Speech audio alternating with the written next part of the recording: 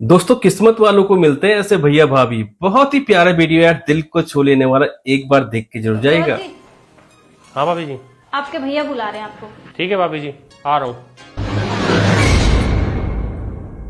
कहाँ जा रहे हो? अरे वो बड़े भाई साहब बुला रहे हैं, काम होगा उन्हें कोई। कोई जरूरत नहीं है बड़े भाई साहब के पास जाने की। पता है ना आपको, भांजी की शादी आई हुई है तो शाम को उसकी शादी की शॉपिंग के लिए भी जाना हमें। तो अपना टाइम से ही ऑफिस जाओ और टाइम से ही घर आ जाना। और रही बात बड़े भाई साहब की, तो उनको अगर इतना ही जरूरी काम है ना तो शाम को मिल लेंगे।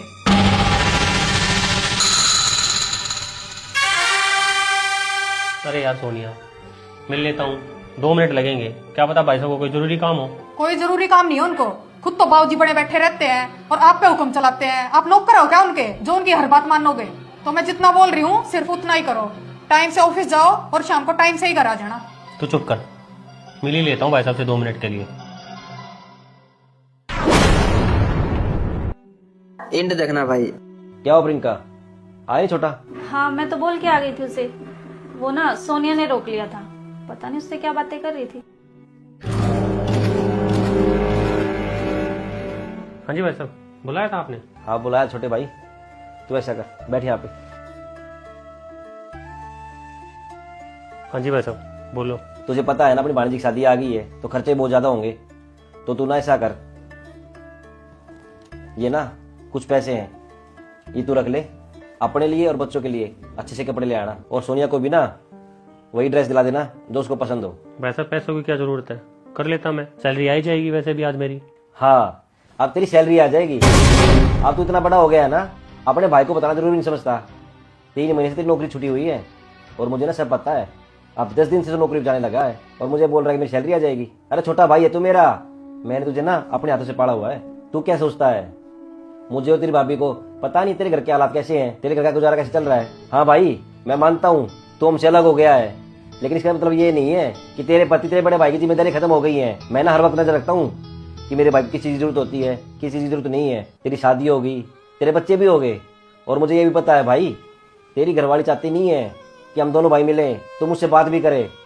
लेकिन उसके चाहने ना चाहने से क्या होता है, क्योंकि तू मेरा छोटा भाई है। हम दोनों ना है तो एक ही माँ बाप की औलाद। तुझे छोटा भाई होने के नाते अपने बड़े भाई से बात करने में शर्म आती है ना मेरे भाई, तो मैं कर लूँ तुझसे बात। मुझे कोई शर्म नहीं आती है क्योंकि तू मेरा छोटा भाई है। तुझे पता है मेरे भाई, पिछले 25 सालों से ना हम एक ही छत के नीचे रह रहे हैं और इन 25 सालों में हमारे बीच में लड़ाई भी हुई, हाथापाई भी हुई, लेकिन कभी भी ऐसा नहीं हुआ कि हम दोनों एक हफ्ते से ज्यादा बिना बोले रहे हो। लेकिन अब ऐसा क्या हो गया भाई, जब से तेरी शादी हुई है, कि हम बिना झगड़े के, बिना कोई बात के आपस में दूर होते जा रहे हैं, एक दूसरे से नजरें चुरा रहे हैं। अब ऐसा क्या हो गया मेरे भाई कि हमें एक दूसरे पर भरोसा ही नहीं रहा है। ना मुझे तुझ पर भरोसा है, ना तुझे मुझ पर। इसमें सिर्फ गलती तेरी नहीं है छोटे भाई, इसमें गलती मेरी भी है।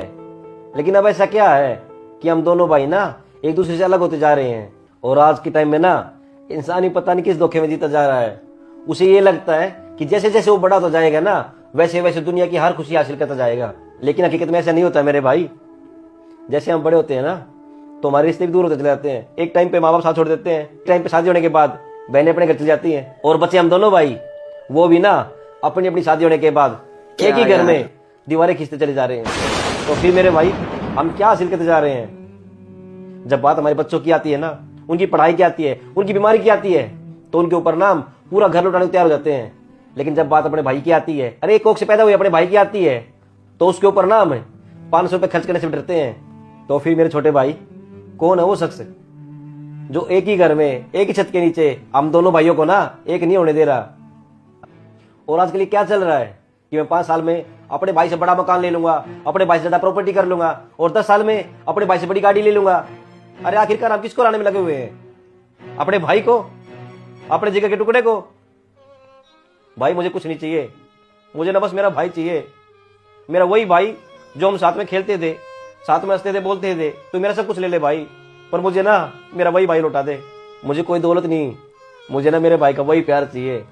और छोटे, तुझे पता है अपनी भांजी की शादी है ना, तो इसलिए पैसे तुझे दे रहा हूं मैं, ताकि मेरे भाई पे ना कोई बर्डन ना आए, उसको कोई परेशानी ना हो।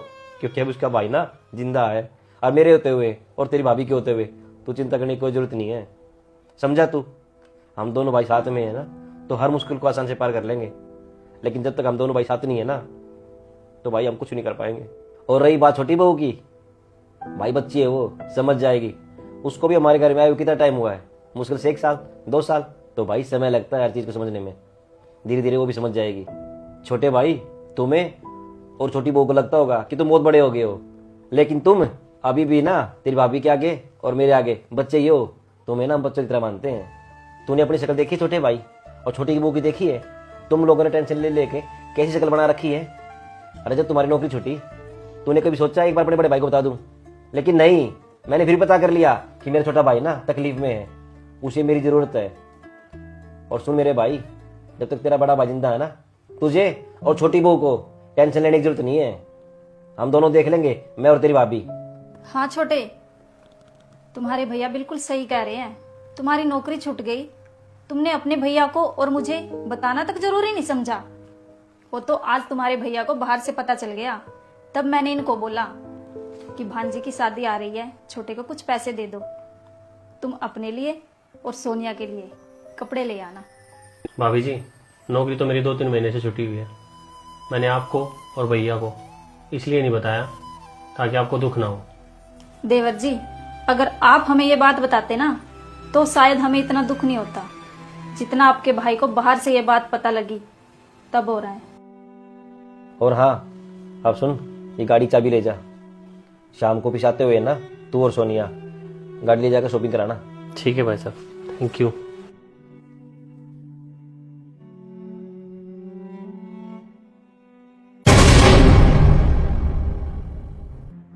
और हाँ, देख लिया भैया भाभी कितना प्यार करते हैं हमसे, और हमें है ना अपने बच्चों की तरह मानते हैं वो। और हाँ सुन सोनिया, ऐसे भैया भाभी ना किस्मत वालों को मिलते हैं। और देख, भैया भाभी ने पैसे भी दिए हैं और गाड़ी की चाबी भी दी है शाम को शॉपिंग करने के लिए। और पैसे दे के भैया भाभी ने ये कहा है कि भांजी की शादी की तैयारी ना अच्छे से कर लेना, कोई कमी नहीं रहनी चाहिए। सॉरी जी, मुझे ना माफ कर दो। मैं ना उनके बारे में बहुत ज्यादा गलत सोच रही थी। चल मैं ऑफिस आ रहा हूँ। और हाँ, शाम को रेडी रहियो शॉपिंग के लिए। तो भाई दोस्तों, ये वीडियो कैसा लगा हमें कमेंट करके जरूर बताएं। अगर वीडियो अच्छा लगा हो तो लाइक करें और लोगों को जागरूक करने के लिए वीडियो को शेयर भी करिए और हमारे पेज को फॉलो भी कर देना दोस्त।